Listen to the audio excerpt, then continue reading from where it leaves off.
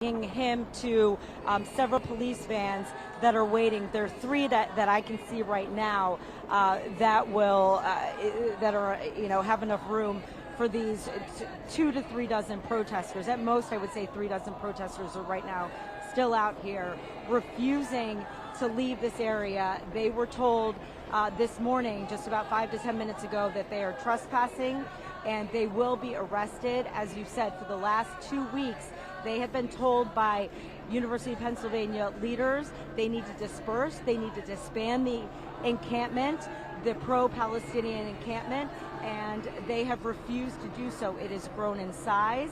It has grown in concern for the health and safety and welfare of the students and faculty here at the University of Pennsylvania, and even just those people passing through. There have been allegations of vandalism, of threats to students, and the University of Pennsylvania, those leaders have been saying for 2 weeks now this needs to disband, and the protesters have refused to do so, and this is the result.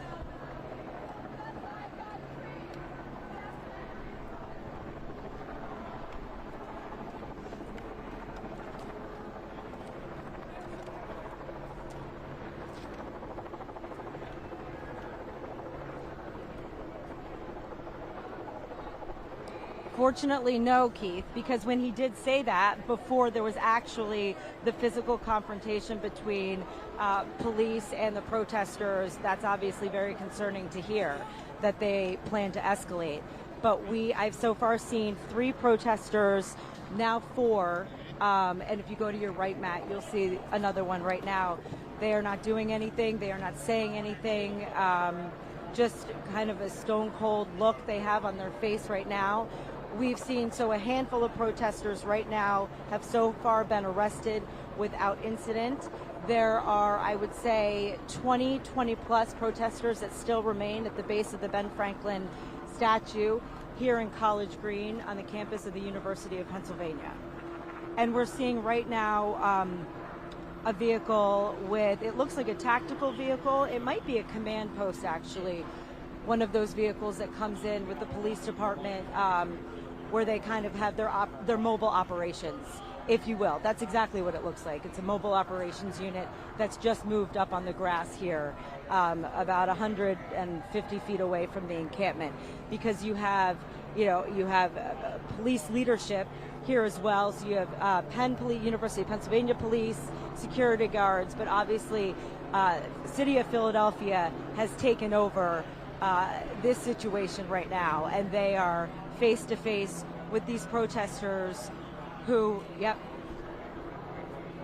we just saw 1 or 2 police officers having to be forceful to remove one protester and get him or her up from the statue. They're circling around. Go ahead.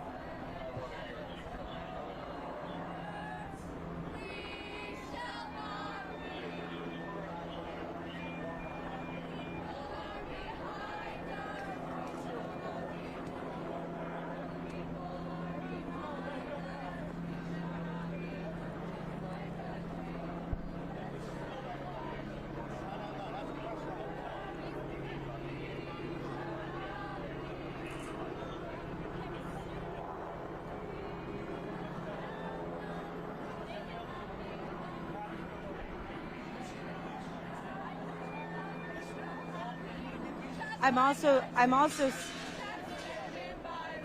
so come over here to the left. This is one situation where a protester is not walking, where they're physically having to carry this woman to one of the police vans waiting, where the others who have previously been arrested are now being held right now. I did see there are 2 journalists here. I'm trying to identify from what publication, but they were right up against, right where the protesters and the police were interacting. And one police lieutenant said to this journalist, "You need to move from this area for your safety." And there was some reluctance there, but they acquiesced, and now they have moved behind the barricade where we are right now. There's a metal barricade that's separating the media and any bystanders from what's going on inside this encampment. So to the left of the encampment, you see all of the police officers right here in tactical gear. Behind them, all of those tents have been taken down. So for the first time in 2 weeks, we can see the grass, we can see kind of at eye level straight across College Green, which we could not for some time, and that's one of the things that was a big concern, was the line of sight, and police who patrol University of Pennsylvania could not see areas they needed to see.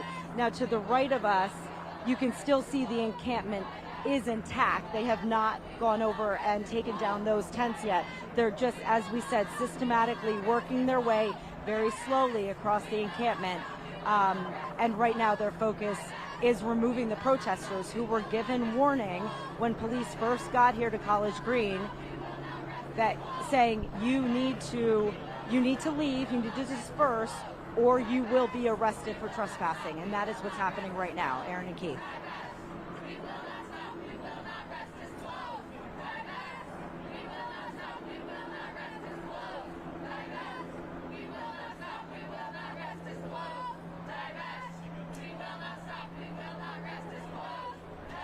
I saw them earlier. I saw I saw Penn security. And this morning I said to myself, well, that's interesting. There's Penn security here. And we had not, they had been around. There had been a presence for the last 2 weeks with them. But I saw them, okay, this is a better shot right in front of our camera of how exactly they're doing it. They're going up to each protester, and they're grabbing their arms and they're forcing them up off that statue, and they're putting those zip ties on their wrists as handcuffs. And I would say in the beginning, the protesters were being walked. They were allowing the police officers to walk them to the vans. And now, so like this one, she is walking, she's still chanting, but there have been some other protesters who refused to walk, so officers have had to carry them to the vans.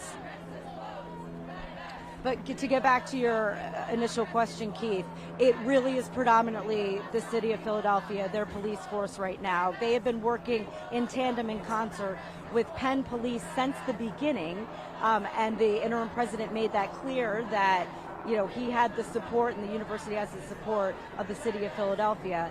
But right now, this is definitely the city of Philadelphia. This is them moving in, making the arrests of these protesters who they say are trespassing and have been told to disband, to leave. They've been told that for up to 2 weeks now.